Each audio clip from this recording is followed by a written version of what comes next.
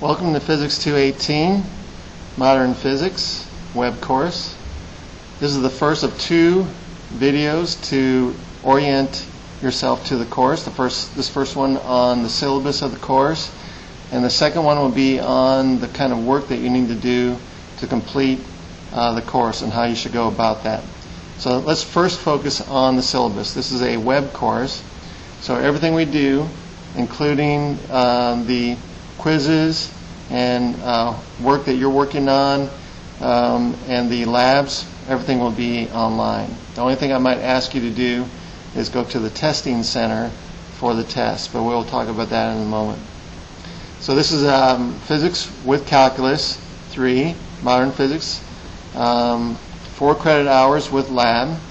I'm Dr. John Golben, and my office is on the Decatur campus of Calhoun Community College, room 370C. My phone number is given there, 306-2841, and my email address, personal email address at Calhoun as well. Everything is online, lecture, lab, and your work will be online. Exams at the Decatur or Huntsville Testing Center. My office hours in the summertime, afternoons are pretty much free, and Friday mornings. Prerequisite, Physics 2 and Math 227. Course description. This course provides a calculus-based study in modern physics. Topics include thermodynamics, optics, relativity, and quantum mechanics. I'm actually going to divide it into 3 major sections. The thermodynamics as one section, optics as another, and then relativity and quantum mechanics as a third. The book for this course is Physics for Scientists and Engineers, Survey and Jewett. Looks like this. In hard copy, it could be anywhere from $350 to $400 or possibly more.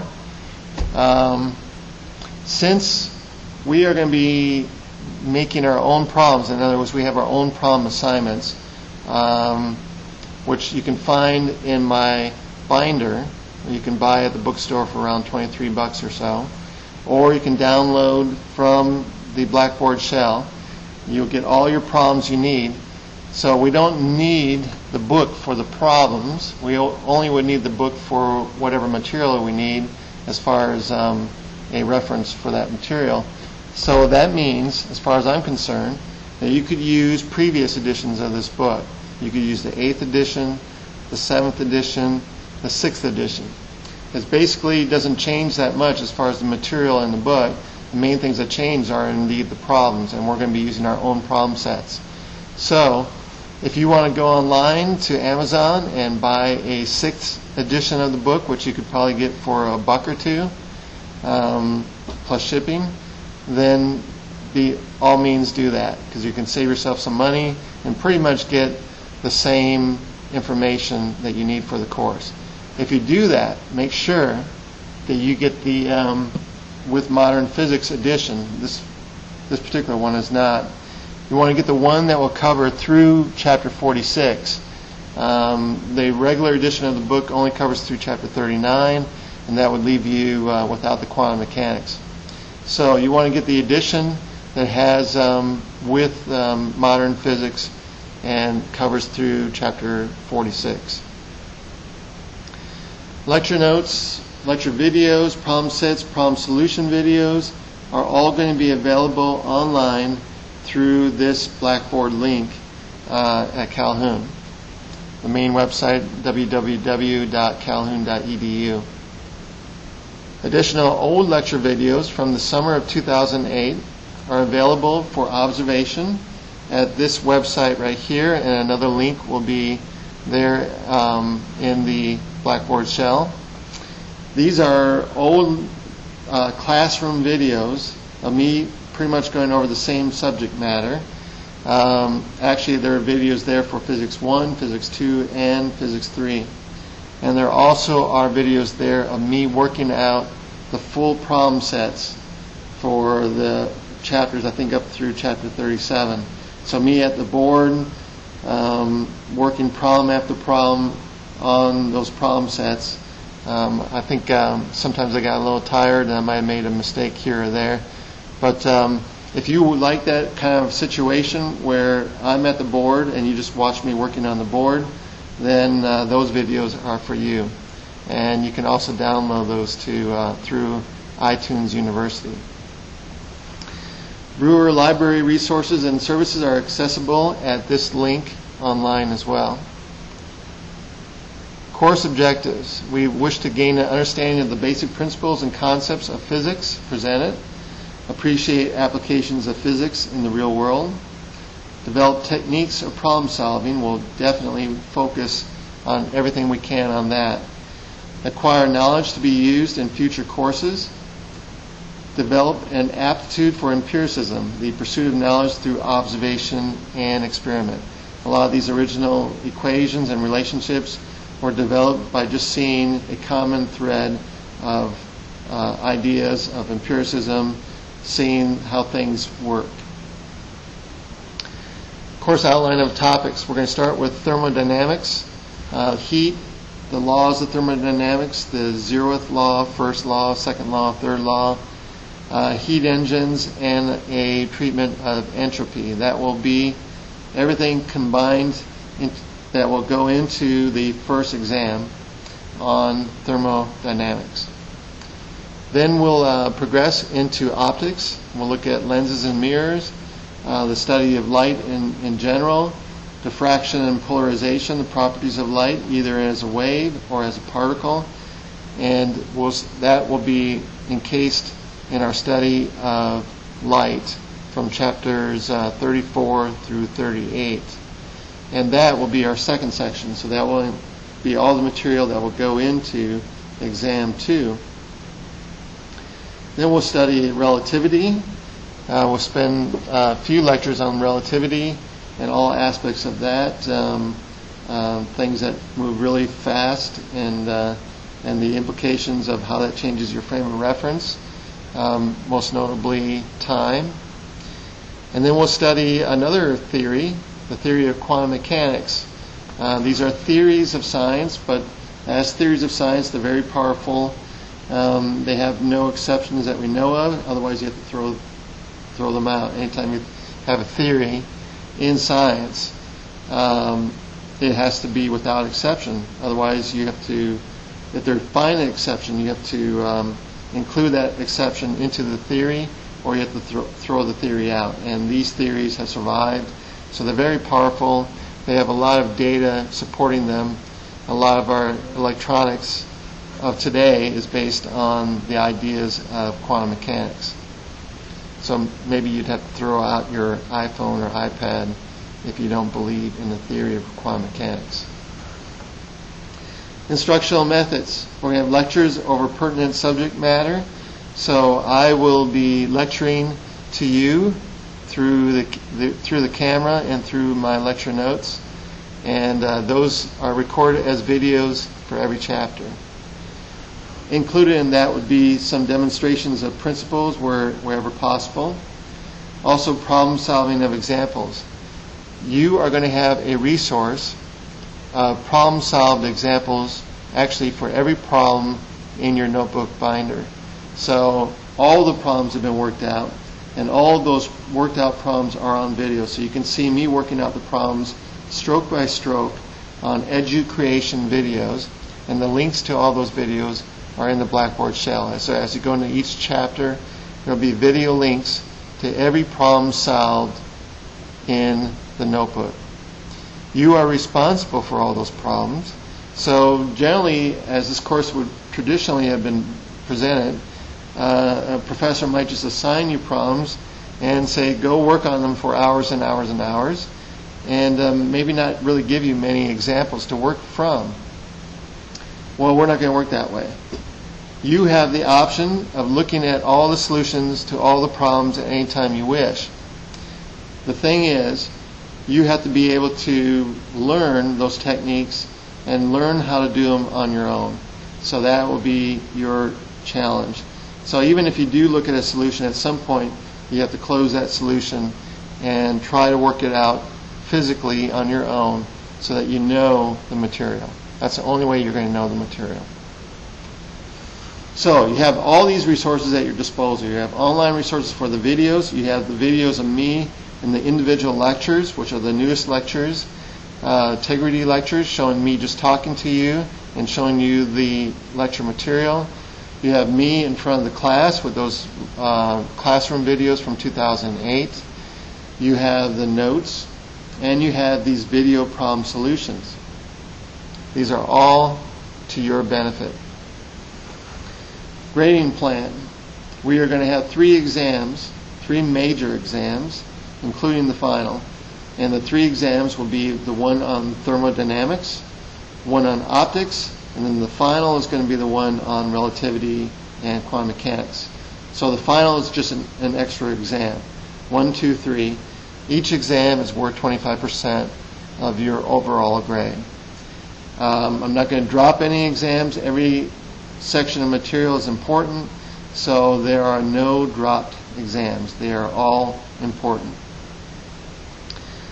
I want to keep you on track, and so we are going to have a weekly quiz due by midnight on Sunday night every week. And the quiz will simply be 2 problems. I pulled out of the problem set from that week, and they have multiple choice answers, and I probably will change 1 or 2 numbers and then give you those same problems. So they're not going to be unique problems. They're going to be problems that are in the problem sets that you should be able to do. And they'll be pertinent problems that I think are of important material.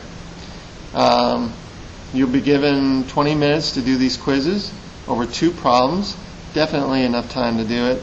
Even if you didn't even know anything going into the quiz, theoretically you could have another computer ready. You could look at the solutions of the similar problems online, look at those, and then work out the quiz and do it. There's no way for me to police that, and in fact I'm not even going to worry about that, because the real reason for the quizzes is to keep you moving and keep you working on the current material, not allowing yourself to take a break for a month or 2 and then just cram for the exam, because that will not work with this material. So the purpose of the quiz is to keep you on course, keep you working on the material every week. Hence, I have these quizzes. They're going to be graded automatically based on your answers. And frankly, if there's 10 quizzes, it's only going to be worth 1% per quiz. So if you missed a quiz, it's not a disaster. That is 1% of your total grade. It's not going to hurt you that much. But the point is, it's going to hurt you enough to want to actually do it. I mean, you don't want to lose that 10%. So it's going to keep you on track, and that's the purpose of the quiz. This first time we do this, we're going to be working for the very first time on online laboratories, and those are still being written as we speak. So I'm going to be developing these. I've developed a few before this course begins, and I'm going to finish a few more before this course ends, and they're going to be presented to you. I think eventually this course will have 10 to 11 labs. I'm thinking this first time we teach this course we might have 5 or 6 labs. We'll see. But that will comprise only 15% of your total grade. So the total of the quizzes and the labs will be another 25%, another quarter of your grade. So each exam will be a quarter of your grade, and then the quizzes and laboratory together will be the 4th quarter of your grade. Grading scale will be as usual for a particular course like this, 90% A, 80% B, 70% C, and so forth and so on. Final exam should be completed at one of the testing centers by midnight on Monday, August 4th. And I don't think the exam testing center is open until midnight, so you have to check the hours of the testing center to see when they close if you cut it close. But it should be completed by Monday, August 4th, 2014. Attendance in a distant education course will be recorded, and it has to be recorded the first week. You have to know that you are being active in the course the first week.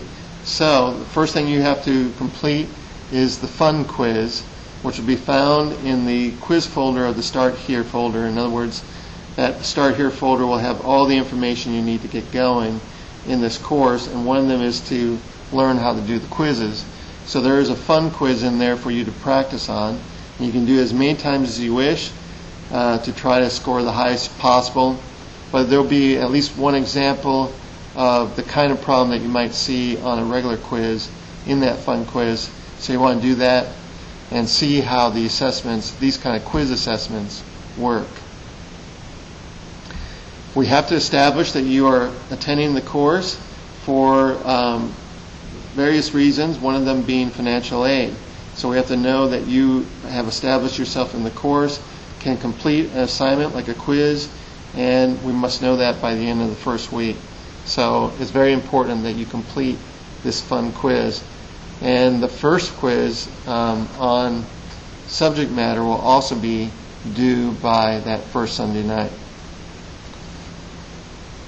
Make a policy for quizzes and exam. Each chapter is due to be complete by the deadline date outlined in the daily schedule. If you click on the daily schedule on the left-hand side of the Blackboard shell, it will show you what you should complete for each week on a designated schedule of a Tuesday, Thursday time schedule.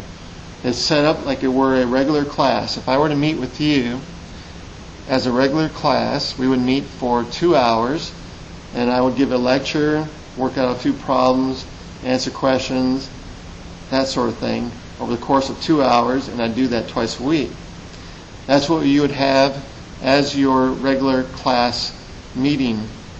Well, we don't have that, so you're going to have to watch videos, which are much, much less than 2 hours, on the order of, say, 25 or 30 minutes. And those will be your lectures. And then you can look at the problems and the educreations, the worked out problems, and those will be your problem examples. In fact, all of them are worked out, as I mentioned before, and hence you can look at whatever problems you wish as examples for your continued problem solving. But you are responsible for all the problems in the problem set. Now, I'm not going to ask for homework on those problems, so that is your task, is to work out all the problems in the problem set. My feedback on that is the quizzes. So I'm going to know that you've been working on the problems by the way that you approach the quizzes every week. If you miss a quiz, I'm not going to sweat it. It's basically, if there are 10 quizzes, each quiz is worth 1% of your total grade. I might drop the lowest quiz as well, just to give you an opportunity, just if you had a bad week or something and you missed a quiz. But it's not worth a big chunk of your total grade. It's really to help you. It's to keep you on course, and that's the purpose of my quizzes. As far as exams go, students under extreme and tragic circumstances and miss the deadline for an exam, if you have those kind of circumstances, we'll give you a possibility to do a makeup. And my exams have a certain form to them. The first page is going to be a matching page. 10 items, you match them. Very quick page for you to get on the scoreboard, each match being worth 2 points for a possible 20 points on that page. Then I'm going to have a multiple choice page with 2 problems, 2 word problems, with multiple choice answers right there. Those are all or nothing, but hopefully they're straightforward questions that you should know. And you should be able to solve those for another 10 points each, 20 points on that page as well. Then there will be a problem section of 6 word problems, possible A, B, and C to them. And each of those problems will be worth 10 points with possible partial credit based on the way that you approach those problems. So the exam is worth 100 possible points. And I might put a 7th problem which would be an extra credit problem worth only 5 points, but it might be much harder than any of the other problems in the exam, just to keep you challenged. So if it's possible you went through the exam, you weren't challenged enough, then you spend your time on this extra credit problem to get a few more extra points. So possible 105 points. If you miss the exam, then you will not have the extra credit problem, just 100 points possible on your makeup exam. Generally, if an exam is covering, say, 4 chapters, I'm going to pick problems that will represent each chapter equally. So, for instance, for the thermodynamics, there are 4 chapters in that section. We start with 19, 20, 21, and 22. And hence, for the 8 problems that you will be responsible in the exam, the 2 multiple choice and the 6 word problems to follow, I probably will select 2 from each of those chapters. So you can expect that 2 from 19, 2 from 20, 2 from 21, 2 from 22 will comprise those 8 problems that are on the exam. And they won't be really obscure problems that we never really looked at too much at. There'll be problems that are nice representative problems of that chapter. So you have to think in that way. Withdrawal policy. If a student has excessive absences, he or she will be encouraged to withdraw from the course after consulting with the instructor. I will know how active you are in the course. Everything you do in the course, looking at videos, writing discussion topics, working out quizzes, those things show that you're being active in the course, and I will see that you're active in the course. If you don't do anything for weeks at a time, I will see that as well. I'll just see that you haven't done anything. And so if I see that, it's not a good omen as far as you passing the course. Because if you allow yourself to get way behind, it's just hard to cram and do well in this course. So you might wish to withdraw. I can't withdraw you for any reason. Instructors cannot withdraw students from a course. The student must do the action of withdrawal. And hence, that's your responsibility. If you fail to withdraw, but you fail to do anything in the course, then you will unfortunately receive a failure grade for that course. There's nothing I can do about that. And you cannot reverse that failure grade without written approval of the Vice President of Instruction and Student Services. And that is a very difficult procedure to go through. So you never want to get to that point. If you decide that you have to withdraw, just do it. I think you can do it online, and you can withdraw up to about, I think, 2/3 through the semester. So you have to check what that withdrawal date will be. It should be in your class schedule each term. See what that date is, and that will be your deadline as far as the last possible day you can withdraw by getting just a W for the course. If you have a disability that might require special services or assistance, please contact Calhoun's Disability Services Office in the Chastain Student Center, room 220G, or call one of these numbers, and please let me know so I can be aware of it and make this the best possible experience for you. The help desk, contact for the help desk. It might help you with technical matters that you might encounter with the online course. Is given there, the number is given there, and email address for that as well.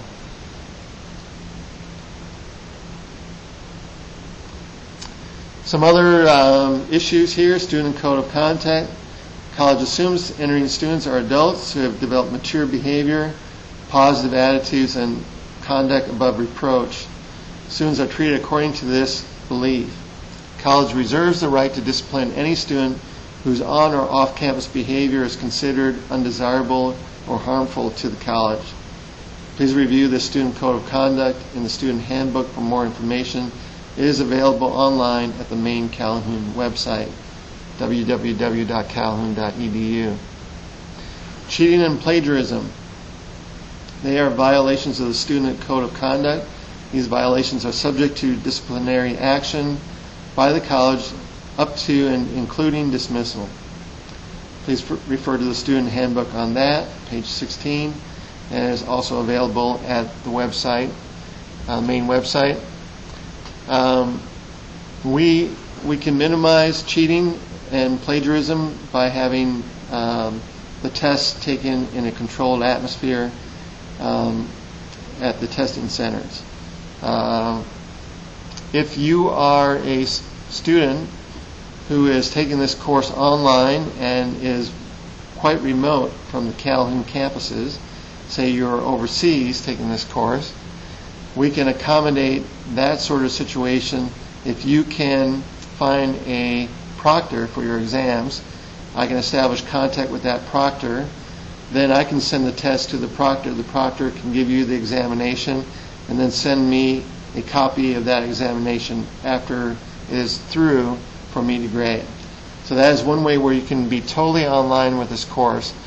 I cannot give you the test and have you work on the test and submit the test to me, because the opportunity for cheating is great under those circumstances. I'm not worried so much about quote-unquote cheating with the quizzes, because, like I said, the quizzes are for your benefit more than anything else. They are the opportunity to keep you current with the material. Student complaint procedures. Calhoun Community College promotes the exchange of ideas among all members of the college community. College recognizes that at times people may have differences which they are unable or unwilling to resolve themselves. The steps to resolve such complaints are outlined in the student handbook, also available online at the Calhoun main website. Communication. Our preferred communication in this course, this modern physics course, will be through the messages function in the course. Messages is like internal email within the course itself. You can contact other students and you can contact me. When you log in the course, this will be one of the top left-hand tabs on the course. You can attach things to messages. You can attach a PDF file or pictures, JPG file. If you do an assignment like a lab, you want to save it as a PDF file, attach it to a message and send it to me, and that would be your submission of the lab. So that's going to be our preferred contact method. Other forms of contact would be through the discussions function in the course. You can start a discussion thread, and other students may reply to that, and it could be very fruitful to discuss certain modern topics in physics. So I like to see where this goes, and I like to see what kind of discussions we might have. High discussion activity will earn extra credit consideration. We may even wish to discuss specific topics within the course itself, and that would be great. Calhoun Community College also gives you a SPACE email account. The official method, you will receive information from the college to your SPACE email account, and this tells you how to log into that for the first time. The username is your C number, your initial password is CAL, and the last 5 digits of your C number. And once you get in, you'll be prompted to change your password. I will not be sending you things to your Calhoun email account. If I contact you, it'll be through the messages function in the course. You can also contact me through my main Calhoun email address, jpg@calhoun.edu, and that will get to me as well, and you can attach things to that email as well. Messages is preferred because I would like to keep everything within the course, and that way everything is located and well assigned within the course. But as a second option, you can contact me through jpg@calhoun.edu. So that concludes our first video, and this one on the syllabus. The next one will be on the work that you need to do and how you should complete that work.